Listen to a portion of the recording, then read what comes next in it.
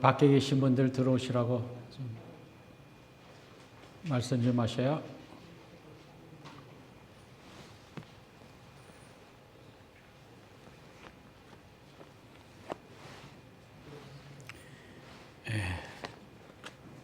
오늘은 2024년 11월 10일 주일입니다. 오늘 하나님께 예배드려 나오신 여러분들을 진심으로 환영하고 축복합니다. 교회 소식 말씀드립니다. 이번 주 토요일 11월 16일 오전 10시부터 12시까지 그 캐슬턴 유나이티드 메토디스트 철치에서 19개 교회가 함께 구역회를 합니다. 많이들 참석해 주시기를 바라고요. 교우 소식입니다. 김인열 집사님이 지난주 금요일 텍사스 주에 사는 딸 집에 가셨습니다. 3주 머무시다가 오신다고 합니다. 지난주 예배 참석한 신원아 학생 환영하고요. 그리고 아프신 분들 위해서 계속 기도해 주시길 바랍니다. 지난주 여성교회 주간 에그럴 세일로 수고하신 모든 분들께 감사드립니다. 피셔스 지교회 부흥을 위해서 기도해 주시기를 바랍니다. 잠시 일어나 주시고요. 제가 하나님 말씀 시편 145편 다윗의 찬송시 가운데 1절로 4절까지 읽어드립니다.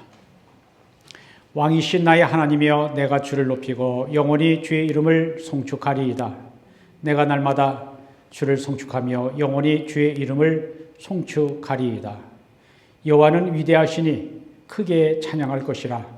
그의 위대하심을 측량하지 못하리로다. 대대로 주께서 행하시는 일을 크게 찬양하며 주의 능하신 일을 선포하리로다. 아멘.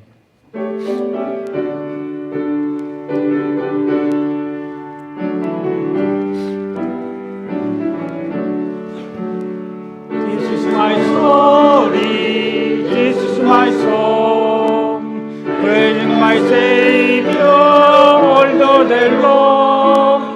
This is my story, this is my song, praising my Savior all the day long.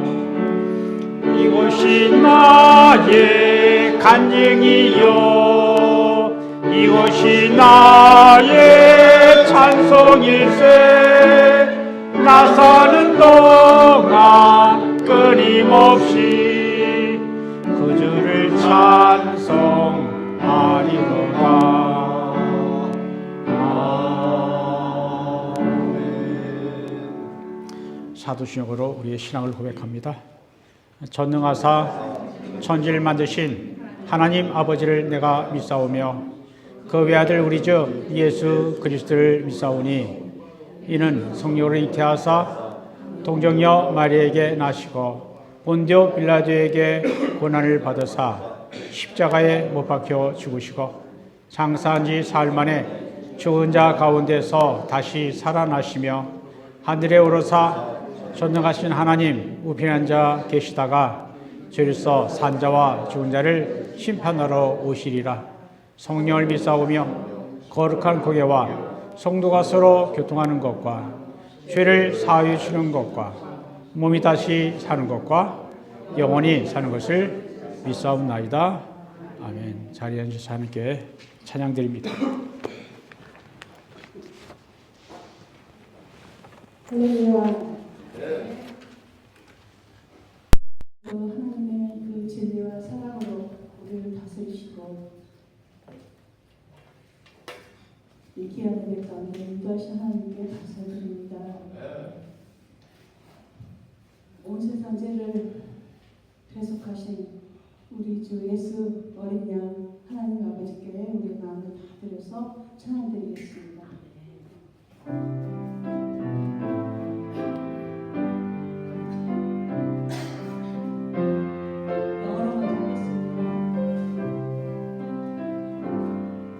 Holy, holy,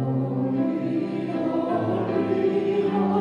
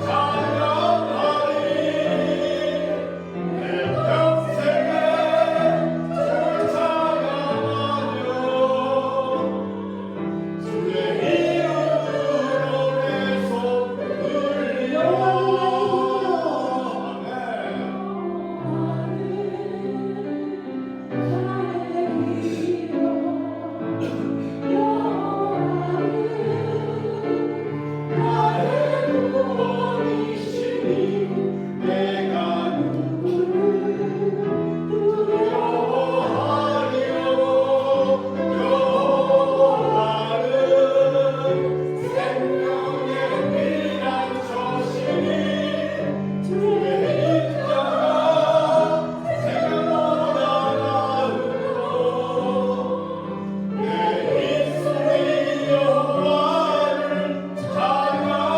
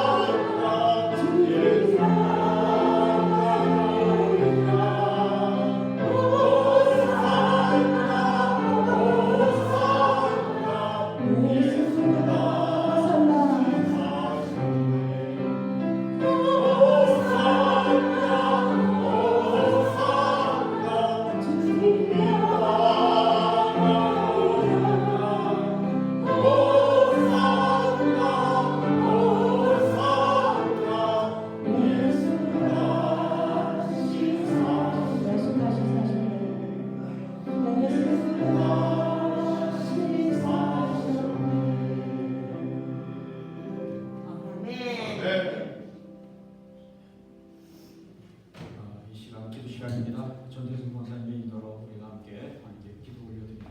함께 기도합니다. Let's pray.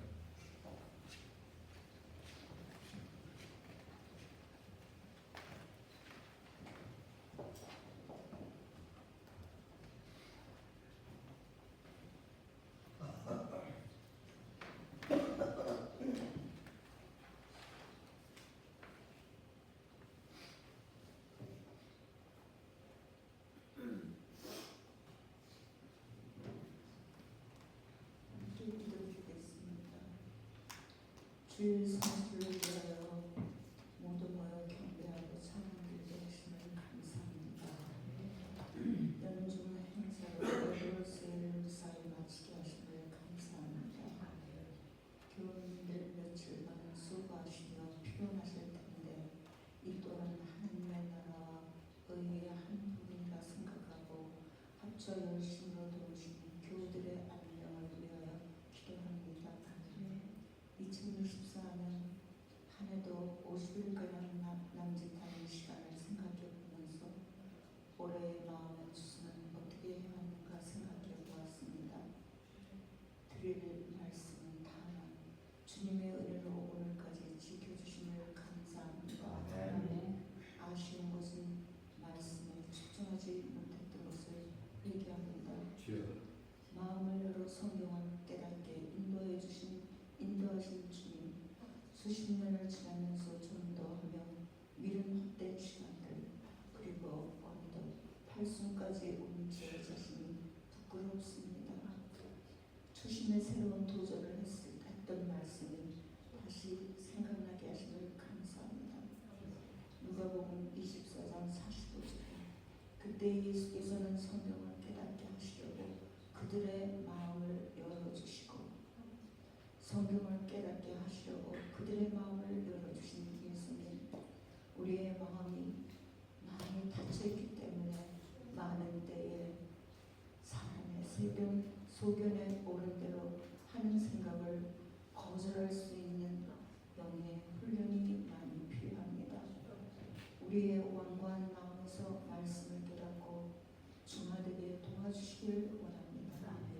우리의 마음의 눈이 그리고 마음의 귀가 가려워 잘못된 인식을 하지 않은 성도가 될 수 있도록 간구합니다. 우리의 생각이 귀납적 이론이든 연역적 이론이든 우리를 인도하시는 이는 하나님이시오니 말씀에 어떠하심에 취해지는 저희들의 삶이 되기를 간구합니다. 그리하여 우리의 맑은 영들이 아름다운 성도의 교제로 이루어지길 기도합니다. 이 귀는 생명을 얻게 하시려고 지금도 주무시지도 않고 눈동자와 같이 지켜주시는 하나님을 응원합니다. 여러 가지 조건에서 예배에 참석하지 못하는 교우들을 기억하시고 그 필요를 채우시길 기도합니다. 몸이 불편하신 교회에게 주님의 공의를 있기를 기도합니다. 피시스 지교회를 기도하는 현재의 상황을 잘 아시는 하나님께서 살피시고 하나님의 경륜 안에서 이루어지길 기도합니다. 말씀 전하실 목사님 주님의 은총이 함께 하시길 기도합니다. 성도 모두에게 예배의 시작에서 집으로 향할 때까지 성령이 충만한 교우들의 모습이 되길 기도합니다. 예수님의 이름으로 기도합니다.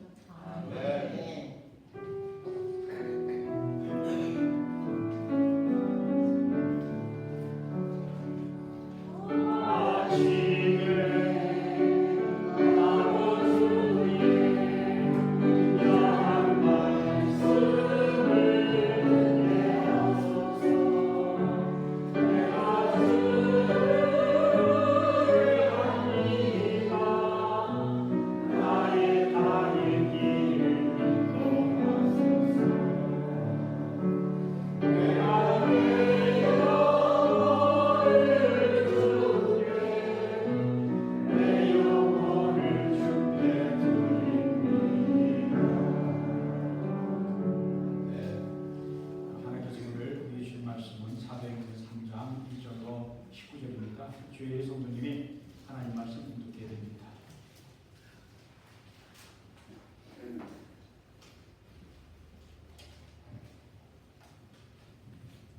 말씀 읽으시겠습니다. 제9시 기도 시간에 베드로와 요한이 성전에 올라갈새 나면서 못 걷게 된 이를 사람들이 메고 오니 이는 성전에 들어가는 사람들에게 구걸하기 위하여 날마다 미문이라는 성전 문에 두는 자라. 그가 베드로와 요한이 성전에 들어가려 함을 보고 구걸하거늘 베드로가 요한과 더불어 주목하여 이르되 우리를 보라 하니 그가 그들에게서 무엇을 얻을까 하여 바라보거늘 베드로가 이르되 은과 금은 내게 없거니와 내게 있는 이것을 내게 주노니 나사렛 예수 그리스도의 이름으로 일어나 걸으라 하고 오른손을 잡아 일으키니 발과 발목이 곧 힘을 얻고 뛰어 서서 걸으며 그들과 함께 성전으로 들어가면서 걷기도 하고 뛰기도 하며 하나님을 찬송하니 모든 백성이 그 걷는 것과 하나님이 찬송함을 보고 그가 본래 성전 미문에 앉아 구걸하던 사람인 줄 알고 그에게 일어난 일로 인하여 심히 놀랍게 여기며 놀랍니다. 나은 사람이 베드로와 요한을 붙잡으니 모든 백성이 크게 놀라며 달려나아가 솔로몬의 행각이라 불리우는 행각에 모이거늘 베드로가 이것을 보고 백성에게 말하되 이스라엘 사람들아 이 일을 왜 놀랍게 여기느냐 우리 개인의 권능과 경건으로 이 사람을 걷게 한 것처럼 왜 우리를 주목하느냐 아브라함과 이삭과 야곱의 하나님 곧 우리 조상의 하나님이 그의 종 예수를 영화롭게 하셨느니라. 너희가 그를 넘겨주고 빌라도가 놓아주기로 결의한 것을 너희가 그 앞에서 거부하였으니 너희가 거룩하고 어려운 일을 거부하고 도리어 살인한 사람을 놓아주기를 구하여 생명의 주를 죽였도다. 그러나 하나님이 죽은 자 가운데서 그를 살리셨으니 우리가 이 일의 증인이라.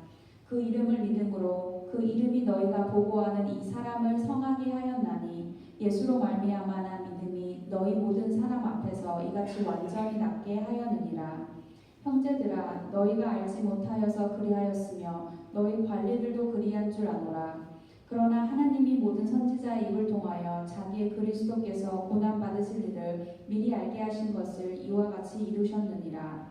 그러므로 너희가 회개하고 돌이켜 너희 죄 없이 함을 받으라. 이같이 하면 새롭게 되는 날이 주 앞으로부터 이를 것이요. 아멘. 주님의 말씀입니다. 할렐루야. 오늘 주님의 날 이 주일 아침에 하나님께 예배 드리러 나오신 여러분들에게 하나님의 은혜와 그리스도로 은혜와 평강 있기를 기원합니다. 오늘 본문은 베드로와 요한이 기도 시간이 되어 성전에 들어갈 때 나면서부터 걷지 못하던 안진뱅이를 예수 그리스도의 이름으로 걷게 한 사건입니다. 이 사건은 사도행전에서 예수님의 제자들이 행한 첫 번째 기적입니다. 예수님의 제자들이 아직 성령 받지 못했을 때에는 하나님의 말씀을 이해하는데 미련하고 어리석고 비겁하였습니다. 그러나 이제 예수께서 십자가에서 죽으셨다가 사흘 만에 부활하셨고 40일간 더 이 땅에 머무시다가 승천하셨습니다. 그리고 오순절에 약속하신 성령이 강림하셨고 제자들이 성령을 충만히 받았습니다. 성령을 받은 제자들은 더 이상 옛날에 어리석고 미련한 모습이 아니었습니다. 그들은 주님의 약속에 의지해서 간절히 기도했고 성령을 받음으로 말씀이 이해가 되고 믿어지고 어떤 핍박과 어려움에도 겁을 내지 않는 용기 있는 사람들로 변화가 되었습니다. 제자들이 성령을 받았을 때 믿음과 지혜와 용기 있는 자들로 변화되었을 뿐만 아니라 예수 그리스도의 이름이 얼마나 크고 놀라운 능력이 있는가를 보여주었습니다. 오늘 본문이 시작하는 첫 구절에는 성령을 받은 사람들의 특징이 잘 나타나 있습니다. 본문 1절입니다. 제9시 기도 시간에 베드로와 요한이 성전에 올라갈 때 제9시 시간은 베드로와 요한이 성전 기도하러 성전에 올라가고 있는 중입니다. 본문의 제9시는 당시 유대인의 시간으로 9시라는 것이지 오늘 우리의 시간으로 오전 9시가 아닙니다. 유대인들은 해가 뜨고 지는 것을 기준으로 시간을 정했습니다. 해가 뜰 무렵부터 해가 칠 때까지 12시간으로 나누었습니다. 그러므로 제9시는 해가 뜬 후 9시간이 되었다는 것이므로 제9시는 오늘날 우리의 시간으로 보면 오후 3시가 됩니다. 오후 3시가 되어 베드로와 요한이 기도하기 위해 성전에 올라가고 있는 것입니다. 유대인의 율법에 의하면 하루에 3번 기도하도록 되어 있었습니다. 오늘날 우리의 시간으로는 오전 9시 정오 그리고 오후 3시 3번 기도했습니다. 오늘 우리에게 하루 3번 기도하라고 한다면 사람들은 이렇게 말할 것입니다. 하루에 3번씩이나 성전에 가서 기도하면 일은 언제 합니까? 그런데 그런 걱정 안 하셔도 됩니다. 하루 3번 기도한다고 해서 하루에 3번 모두 성전에 가서 기도해야 하는 것은 아니기 때문입니다. 성전에서 멀리 떨어진 곳에 사는 사람은 기도 시간이 되면 잠시 일을 멈추고 성전에 있는 예루살렘을 향하여 기도하면 되었습니다. 그런데 당시 예수님의 제자들은 예루살렘에 있었습니다. 그래서 베드로와 요한은 오후 3시 기도 시간이 되었을 때 기도하기 위해 성전에 올라가고 있었습니다. 우리 생각에는 성령을 충만히 받은 베드로와 요한은 기도하지 않아도 될 것 같지 않습니까? 그들이 이미 성령 충만한 상태이므로 기도할 필요가 없을 것 같지 않습니까? 그러나 성경은 그렇게 말씀하지 않습니다. 제 아들은 성령 충만하니 기도를 더 열심히 했습니다. 성령 충만하니 더 열심히 예배했습니다. 저와 여러분도 성령 충만 받아 더 열심히 예배하고 더 열심히 기도할 수 있기를 바랍니다. 베드로와 요한이 기도하러 성전에 올라가고 있는데 성전 문에 앉아 구걸하던 안진뱅이 한 사람을 보게 되었습니다. 그 사람은 나면서부터 걷지 못하던 안진뱅이였는데 그가 구걸하는 장소는 성전 미문이라고 하는 곳이었습니다. 미문이라는 말은 아름다운 문이라는 뜻인데 예루살렘 성전의 동편에 있는 문을 말합니다. 유대인의 역사가 요세푸스에 의하면 이 문은 고린도 건축 양식에 따라 아름답게 지어졌다고 해서 미문이라 beautiful gate이라 불렸다라고 합니다. 그런데 한 안진뱅이가 그 미문 곁에 아름다운 문 곁에 앉아 성전에 기도하러 가는 사람들에게 구걸을 하고 있었습니다. 이 사람은 나면서부터 안진병이었기 때문에 정상적인 일을 하지 못하고 남에게 구걸하는 일을 통해 생계를 해결하고 있었습니다.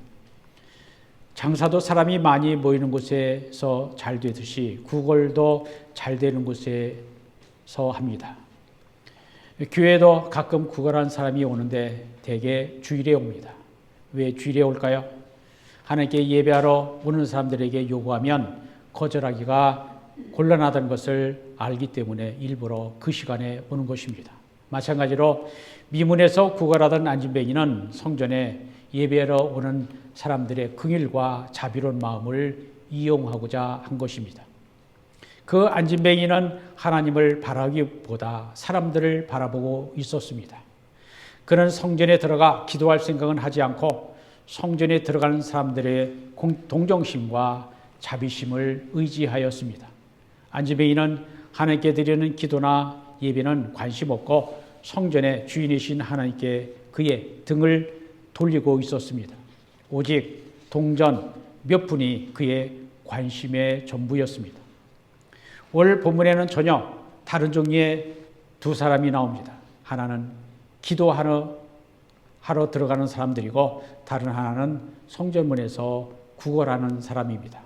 하나는 기도하기 위해 성전에 올라가는 사람이고 다른 한 사람은 사람들의 동정심, 자비심에 의지하는 사람입니다. 오늘날에도 이와 같은 사람이 있지 않습니까? 하나님께 드리는 기도나 예배는 관심 없고 오직 자기에게 도움이 될 만한 사람을 의지하는 사람 말입니다. 우리는 초대교회에서 사도들의 첫 번째 이적이 안진뱅이가 걷게 된 사건이고 이 사건이 사도행전 3장에 기록되어 있는 이유가 있습니다. 사도행전의 저자 누가는 안진뱅이가 고침을 받은 사건을 첫 번째 기적으로 기록한 이유가 무엇인지 우리는 그것을 찾아내어 우리의 삶에 적용해야 합니다. 우리는 말씀을 읽으면서 말씀이 나에게 적용하기에 바쁩니다. 이 말씀을 보면서 성도들은 나도 안진뱅이처럼 고침을 받으면 좋겠다라고 할 것이고 목사는 저도 베드로와 요한처럼 병 고치는 능력이 있으면 좋겠다라고 생각할 것입니다. 그러나 그것은 본문을 제대로 읽는 방법이 아닙니다. 우리는 본문을 나에게 적용하기 전에 이 사건을 통해서 무엇을 보여주려고 하는가, 이 사건을 기록한 저자의 목적과 의도를 볼 줄 알아야 합니다. 사도행전의 저자 누가의 목적은 베드로와 요한이 성령 받기 전에는 우리와 조금도 다를 것이 없는 평범한 사람들이었지만 성령을 받은 후에는 얼마나 위대한 사도 하나님의 예수님의 종이 되었는가를 보여주고 있는 것입니다. 반면에 성전 기문에 앉아있는 사람 안진뱅이 거리는 성전에 계시는 하나님께는 관심 없고 성전에서 드려지는 예배와 기도에도 관심 없고 그저 착한 사람들이 주는 동전 한 입만 바라보는 모습은 전혀 아름다운 모습이 아니었습니다. 그는 이문 곧 성전의 아름다운 문 옆에 있지만 그의 모습은 전혀 아름답지 못한 인생이었습니다. 그러면 어떻게 해야 하나님 보시기에 아름다운 인생으로 변화될 수 있고 그렇게 변화되려면 어떻게 해야 하는가 오늘 우리는 본문에서 발견할 수 있기를 바랍니다. 어쩌면 우리들도 기도와 예배에 열심히 있는 성도들이 있고 어떤 분은 교회를 통해 또 예수님을 통해 무언가를 얻기 위한 분들도 이제는 하나님을 의지하는 인생이 아름다운 인생이지 사람을 의지하고 구걸하는 인생은 전혀 아름답지 않고 불쌍한 인생이라는 것입니다. 이제 3절로 오늘을 보면 그가 베드로와 요한이 성전에 들어가려 함을 보고 구걸하거늘 베드로와 요한이 더불어 주목하여 이르되 우리를 보라 하니 그가 그에게서 무엇을 얻을까요? 바라보거늘 이라고 말씀합니다. 베드로와 요한이 안심에게 말합니다. 우리를 보라. 이렇게 되었습니다. 그래서 베드로와 요한의 눈과 안심의 눈이 서로 마주쳤습니다. 그런데 베드로와 요한의 눈과 안심의 눈이 나타낸 표정이 달랐습니다. 베드로와 요한의 눈은 성령의 감동을 받아서 안심되기를 불쌍히 여기는 둘이었습니다. 이 눈은 성령 받기 전에는 가지 못한 둘이었습니다. 그런데 성령을 받고 보니 안심되의 영혼이 불쌍하게 보였고 그를 고쳐주고 싶은 간절한 마음이 생겼습니다. 반면에 안심되의 눈은 전혀 그렇지 않았습니다. 그저 누군가 한 푼을 주려는가 보다 하는 막연한 기대가 있는 둘이었습니다. 그때 베드로의 입에서는 전혀 뜻밖의 놀라운 말이 나왔습니다. 6절 상반절입니다. 베드로가 이르되 은과 금은 내게 없거니와 내게 이것을 내게 주노니 돈 한 푼 얻기를 기대하는 안심배에게 은과 금은 내게 없다라고 베드로가 선언합니다. 이 말을 듣는 순간 안심배이는 무슨 생각이 들었을까요? 돈 없으면 그냥 지나갈 일이지 왜 자기를 쳐다보라고 하느냐 하면서 실망했을 것입니다. 그런데 그 순간 아주 뜻밖의 말이 나왔습니다. 6절 하반절입니다. 내게 있는 이것을 내게 주노니 나사렛 예수 그리스도의 이름으로 일어나 걸어라. 이 말씀은 평범한 말이 아닙니다. 성령에 붙들지 않고는 감히 할 수 없는 말입니다. 생각해 보십시오. 만약 베드로가 이 말씀을 선포한 후에 안진배에게 아무 일도 일어나지 않았다면 베드로의 마음이 어떠했을까요? 고민한 말에다가 창피만 다니네 라는 생각이 들지 않았을까요? 그러나 이 말은 베드로가 자기 마음대로 한 말이 아니라 성령의 감동을 따라서 한 말입니다. 우리가 사는 세상은 은과 금의 이야기로 가득 차 있습니다. 오늘날 사람들은 모든 것을 돈으로 평가합니다. 사람의 능력도 돈으로 평가합니다. 세상만 그런 것이 아닙니다. 교회 안에서 교회하는 이야기도 돈 이야기가 많습니다. 본래 교회가 그런 곳이었습니까? 아닙니다. 물질 만능주의가 교회 안에 들어온 결과입니다. 세상은 돈에 물들어도 교회는 돈에 물들지 말아야 합니다. 교회와 성도는 언제 어디서나 나사렛 예수 그리스도를 말해야 합니다. 교회와 성도는 예수 그리스도의 사랑과 은혜를 말해야 합니다. 예수님이 우리를 위해 이 땅에 오셨습니다. 예수님이 우리의 죄를 대속하기 위해 십자가에서 죽으셨다가 3일 만에 다시 살아나셨습니다. 예수님은 하나님의 보좌 우편에서 지금도 온 세상을 다스리고 계십니다. 예수님은 지금도 살아 계십니다. 이러한 이야기가 교회에서 성도의 입에서 나와야 합니다. 중세 유명한 신학자 토마스 아퀴나스는 이러한 말을 했습니다. 초대교회는 은과 금은 내게 오거니와 내게 있는 이것을 내게 주노니 나사렛 예수 그리스도의 이름으로 일어나 걸으라 라고 말하는 능력이 있었다.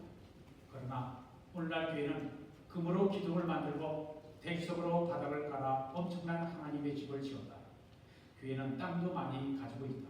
건물도 가지고 있다. 사람들도 많이 가지고 있다. 은과 금은 우리에게 있다. 그러나 나사렛 예수 그리스도의 이름의 능력은 잃어버렸다고 하였습니다.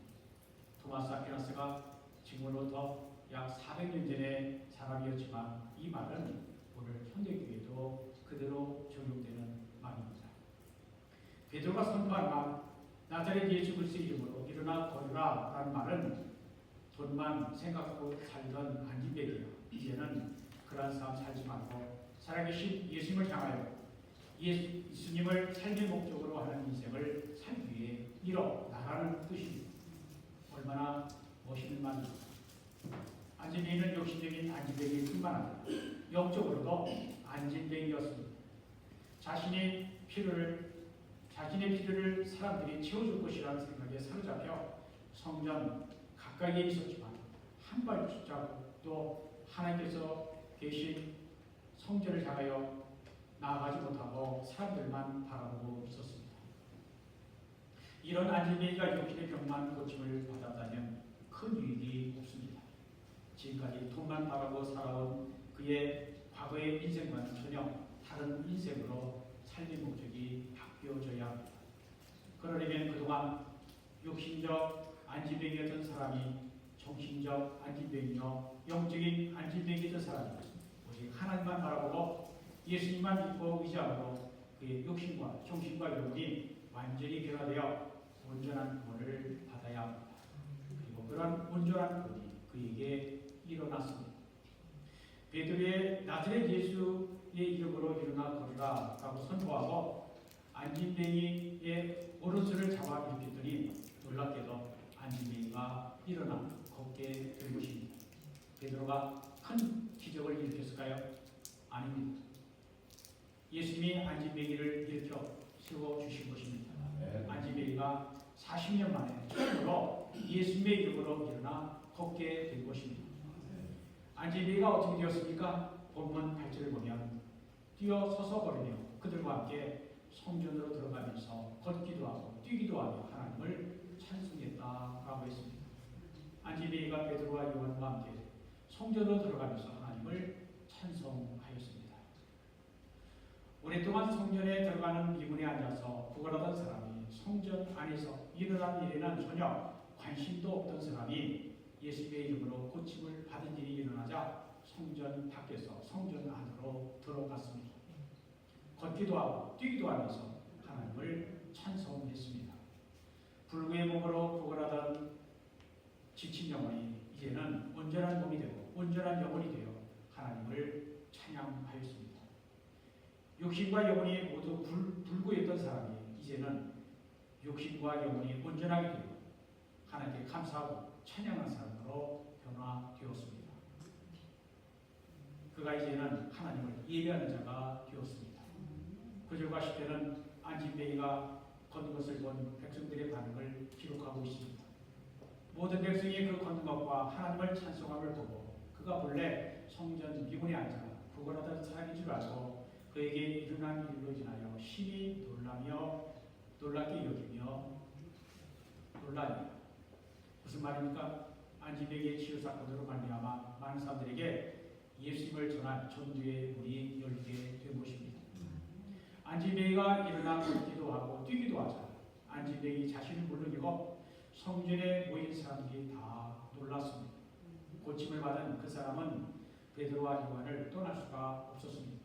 예수님의 이름으로 고침을 받았지만 아직 예수님이 누구인지를 몰랐습니다. 군중들도 눈앞에서 일어나는 기적을 보며 도대체 어떻게 이러한 놀라운 일이 일어났는지 궁금하였습니다. 그래서 그들은 솔로몬 백각에 모였습니다. 그리고는 일제히 베드로와 요한을 바라보았습니다.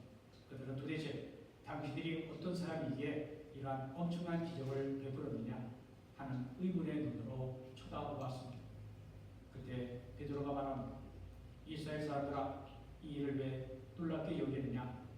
우리 개인의 권능과 경건으로 이 사람을 걷게 하는 것처럼 왜 우리를 주목하느냐? 베드로와 요한은 자기들에게 집중하고 있던 사람들의 시선을 예수님께로 향하도록 하였습니다. 여기서 우리는 성령을 받은 베드로와 요한의 위대한 모습을 또 하나 발견하게 됩니다. 보통 사람 같으면 내가 기도했더니 이 안진뱅이가 일어났다. 내가 예수님의 이름으로 일어나 걸으라고 큰 소리로 선포했더니 안진뱅이가 벌떡 일어났다라고 하면서 예수님을 드러내기보다 나를 드러내려고 자랑하려고 했을 것입니다. 그러나 베드로와 요한은 그렇게 하지 않았습니다. 자기들을 향하고 있던 사람들의 시선을 예수님께로 향하도록 예수의 이름을 높여드렸습니다. 우리가 교회를 하면서 내가라는 말을 하지 말아야 합니다. 교회는 하나님의 은혜로 하는 것이지 사람의 힘으로 하는 것이 아닙니다. 교회가 부흥하더라도 내가 있다, 내가 고생했다라는 말 하지 말아야 합니다. 성도들도 내가 하면서 사람들에게 칭찬받으러 가지 말아야 합니다. 교회 생활하면서 왜 섭섭한 마음이 들까요? 내가 아직 살아있기 때문입니다.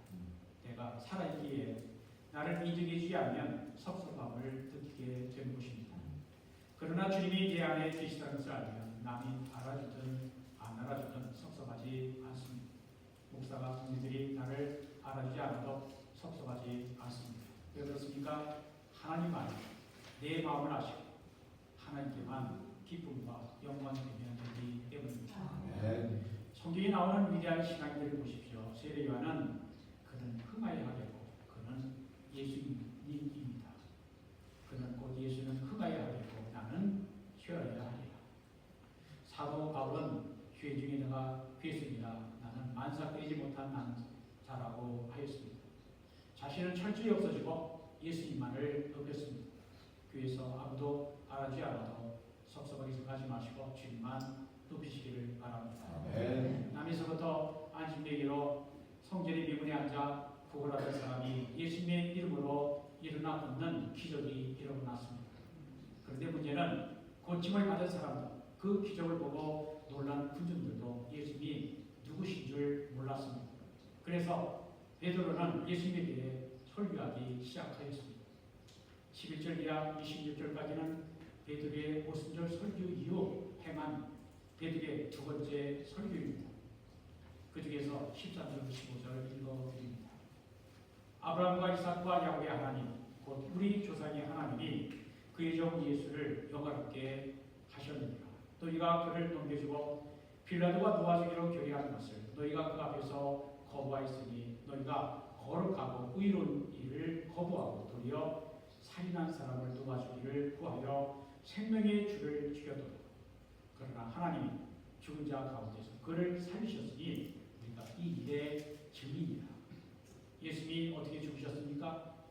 가면에다가 은 30을 받고 대제사장 가야바에게 팔았고 대제사장 가야바는 빌라도에게 고소했고 빌라도는 예수님이 죄가 없는 줄 알면서도 재판을 통해 사형 선고를 내렸고 로마 군인들은 빌라도의 명령대로 예수님을 십자가에 못 박아 죽였습니다. 그런데 그렇게 십자가에 달려 죽으신 예수님이 누구신지 20절로 26절을 보면 당시 유대인들이 존경하는 세 사람을 언급하면서 그들의 입으로 예언한 메시아가 바로 너희들이 죽인 예수님이라고 증언합니다.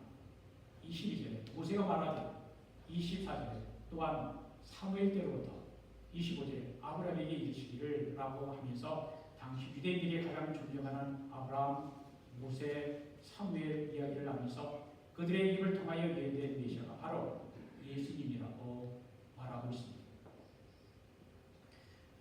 그리고 남에서부터 안진뱅이로 성전 비문에 앉아 구걸하던 사람이 일어나 걷는 기적은 십자가에서 죽으셨다가 부활하신 예수님과 직접 연관이 있다는 것입니다. 16절입니다. 그 이름을 믿음으로 그 이름이 너희가 보는 아는 이 사람을 성하게 하였나니 예수로 말미암아 난 믿음이 너희 모든 사람 앞에서 이같이 완전히 낫게 하였느니라. 무슨 말입니까? 십자가에서 죽으셨다가 부활하신 예수님은 지금도 살아계시고 지금도 역사하고 계시다는 것입니다. 예수님이 40년 동안 안진뱅이로 성전 기문에 앉아 구걸하는 사람을 고쳐주셨다는 것입니다. 예수님은 십자가의 죽음으로 끝난 분이 아닙니다. 예수님은 부활하셔서 지금도 살아계십니다. 지금도 성령으로 역사하십니다. 예수님이 공생의 3년 동안 놀라운 일을 얼마나 많이 행하셨습니까? 중풍병자를 고치셨습니다. 문둥병자도 고치셨습니다. 눈먼 자도 보게 하셨습니다. 귀신 들린 자도 고치셨습니다. 안진뱅이도 고치셨습니다. 심지어 죽은 자도 3명이나 살리셨습니다. 그렇게 놀라운 일을 하셨던 예수님이 부활 승천하신 후에는 하나님 보좌 우편에 앉아서 편히 쉬고 계십니까? 아닙니다. 예수님은 지금도 일하고 계십니다. 예수님은 성경을 통해 지금도 역사하고 계십니다. 베드로는 안진뱅이가 고침을 받은 것을 보고 놀라워하는 사람들에게 너희가 죽인 예수님이 부활하신 예수님이 지금도 살아계신 예수님이 이 안진뱅이를 고쳤다고 증언하고 있는 것입니다. 베드로는 예수님의 죽으심을 말하며 가룟유다가 팔았고 가야바가 고소했고 빌라도가 재판했고 로마 군인들이 십자가에 못 박아 죽였다는 데서 끝내지 않았습니다. 14절, 15절, 3절까지 보면 이렇게 말씀합니다. 너희가 거룩하고 의로운 일을 거부하고 도리어 살인한 사람을 놓아주기를 구하여 생명의 주를 죽였다. 베드로의 말은 이러한 뜻입니다. 예수님을 누가 죽였는지 아느냐? 가룟 유다가 죽인 것이 아니다. 가야바가 죽인 것도 아니다. 빌라도가 죽인 것도 아니다. 로마 군이 죽인 것도 아니다. 지금 내 설교를 듣고 있는 너희가 죽였다. 너희가 예수님을 죽인 것이다. 라는 것입니다. 사실 베드로의 이 말이 그의 말을 듣고 있는 사람들에게 얼마나 불편한 말이었을까요? 그러나 우리는 이 말을 들어야 합니다. 왜냐하면 그럴 때 비로소 예수님과 내가 상관 있게 되는 것입니다. 그때 나에게 구원이 임하는 것입니다. 우리가 신앙생활을 하면서 은혜 받지 못하는 것은 주님이 누구 때문에 죽으셨는가 알지 못해서 나와 상관없는 것처럼 생각하기 때문입니다. 많은 사람들이 예수님이 인류의 죄를 대신해서 죽으셨고 유대인들이 예수님을 죽였다라고 생각합니다. 그래서 나에게 감격이 없습니다. 물론 예수님이 인류의 죄를 대신해서 죽으셨고 유대인이 죽였다는 말도 맞습니다. 그러나 더 정확하게 말하면 예수님은 나 때문에, 내 죄 때문에 죽으셨습니다. 우리가 예수님을 믿는다고 하면서 얼마나 자주 예수님을 다시 십자가에 못 박는 일을 합니까? 히브리서 6장 6절에 이렇게 말씀합니다. 그들이 하나님의 아들 다시 십자가에 못 박아 드러내놓고 욕되게 합니다. 19절입니다. 그러므로 너희가 회개하고 돌이켜 너희 죄 없이 함을 받으라. 이같이 하면 새롭게 되는 날이 주 앞으로부터 이룰 것이요 라고 하였습니다. 이 말씀은 오늘 베드로의 설교의 핵심이요 결론입니다. 그러므로 너희가 회개하고 돌이켜 너희 죄 없이 함을 받으라는 것입니다. 회개하는 말은 결코 기분 나쁜 말이 아닙니다. 회개하는 말은 멸망을 향해 가는 길에서 돌이켜 구원과 은혜와 축복을 받는 길로 돌아오라는 것입니다. 기독교의 가장 축복된 메시지는 회개하라는 것입니다. 세례요한의 첫 번째 설교의 메시지도 예수님의 첫 번째 설교의 메시지도 똑같았습니다. 회개하라. 천국에 가까이 가는 길. 회개하기만 하면 하나님 백성 된다는 것입니다. 회개란 돌아가는 것입니다. 회개는 세상을 향해 가던 길을 바꿔서 하늘대로 돌아가는 것입니다. 회개하면 구원받습니다. 회개하면 축복받습니다. 회개하면 죄 옥시함을 받습니다. 19절에 죄 옥시함을 받으라 하십니다. 이보다 더 복된 소식이 어디 있겠습니까? 죄인에게 가장 본질적인 문제가 무엇입니까? 그것은 바로 죄를 회개하고 죄 사함을 받는 것입니다. 우리에게 가장 중요한 것은 죄 용서받아 죄로부터 자유, 해방을 얻는 것입니다. 회개하면 주님과 함께하는 새로운 인생이 시작이 됩니다. 19절에 이같이 하라. 새롭게 되는 날이 주 앞으로부터 이룰 것이요 라고 하였습니다. 성경 면에서 구원하던 안진뱅이가 무엇을 했습니까? 베드로가 나사렛 예수 그리스도의 이름으로 일어나 걸으라 라고 했을 때 예수님을 믿는 것 외에는 아무것도 없었습니다. 그 결과 그의 인생은 새로운 인생, 변화된 인생, 축복된 인생이 시작이 되었습니다. 우리에게 한 가지만 있으면 됩니다. 그것은 예수 그리스도의 이름입니다. 예수님의 이름에 놀라운 능력이 있습니다. 예수님의 이름으로 기도하시기를 바랍니다. 예수님의 이름을 높이시기를 바랍니다. 예수님의 이름을 사랑하시기를 바랍니다. 예수님의 이름을 전하시기를 바랍니다. 다른 것은 다 가졌어도 예수님의 이름이 없으면 우리는 아무것도 아닙니다. 예수님의 이름이 구원입니다. 예수님의 이름이 생명입니다. 예수님의 이름이 구원입니다. 사람을 의지하기보다 하나님을 의지하시고 돈을 의지하기보다 예수님의 이름을 의지하시기를 바랍니다. 성전을 등지고 살기보다 성전 안으로 들어가 예수님의 이름으로 기도하고 예배하는 우리가 되기를 바랍니다. 우리의 모든 죄를 회개하고 예수님을 구주로 영접하고 믿음으로 우리의 모든 죄가 사함받아 새로운 인생, 변화된 인생을 살아서 함께 영광 누리시기를 우리 주 예수 그리스도 이름으로 축원드립니다. 기도합니다. 하나님 감사합니다. 사도행전 3장 성전 기문에 앉아 성전에 들어간 사람들로부터 구걸하기에 앉아있던 40세가 조금 넘는 거린이 베드로와 요한의 말을 듣습니다. 은과 금은 내게 없거니와 내게 있는 것을 내게 주노니 나사렛 예수 그리스도의 이름으로 일어나 걸어라. 예수님이 우리의 구원이 우리의 생명이 우리의 소망인 것을 믿습니다.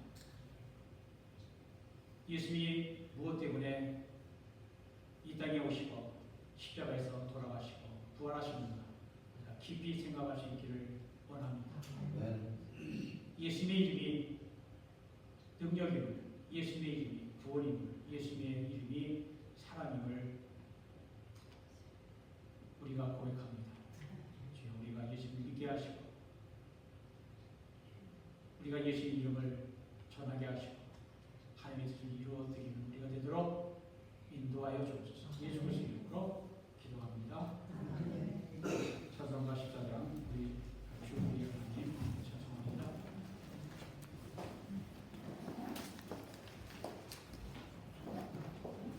오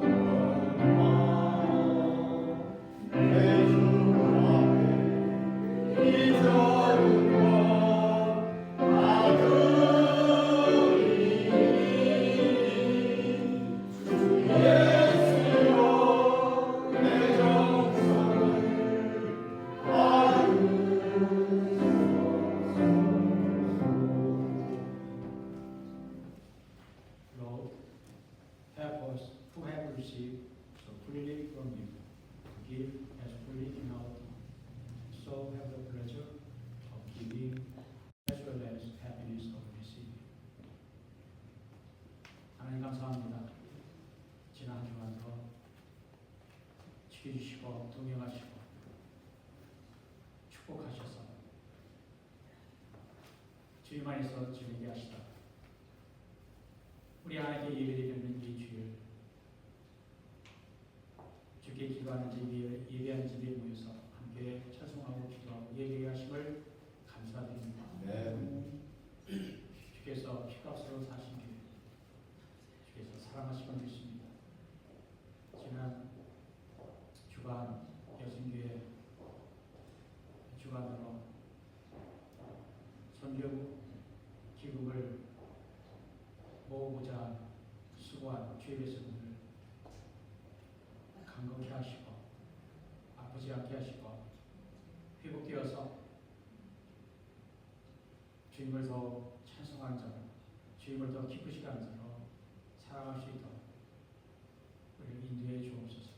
주님, 오늘도 예배에 하신 하나님, 지난 한 주간을 돌아보며 주님의 은혜 기억하고 감사의 예를 드립니다.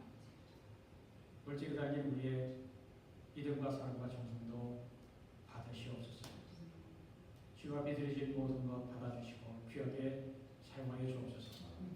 돌아가는 한 주간도 주님 동행해 주시고 인도하셔서 우리 그 예수 그리스도의 이름을 높이는 우리가 되고 하나님께 감사하며 주께서 주시는 힘과 능력으로 살아내는 우리가 되도록 말씀을 살아내는 우리가 되도록 축복해 주옵소서. 감사드리며 예수 그리스도의 이름으로 축복하며 기도합니다. 이제는 우리 주 예수 그리스도의 은혜와 하나님 아버지의 크신 사랑과 성령의 교통하심이 나사렛 예수 그리스도의 이름으로 일어나 걸어라 라는 능력이 우리 교회와 또 주의 백성들에게 있기를 소망하며 돈보다 예수님, 세상보다 하나님 말씀 따라서는 우리가 되어 우리 하나님께 영광 돌리기로 소망하고 결심하며 성령에 의지해서 세상에 나가는 주의 사랑하는 백성들을 위해 이제부터 영원토록 함께 하시기를 간절히 축원합니다. The Lord bless you and keep you. The Lord make His face shine upon you and be gracious to you. The Lord turn His face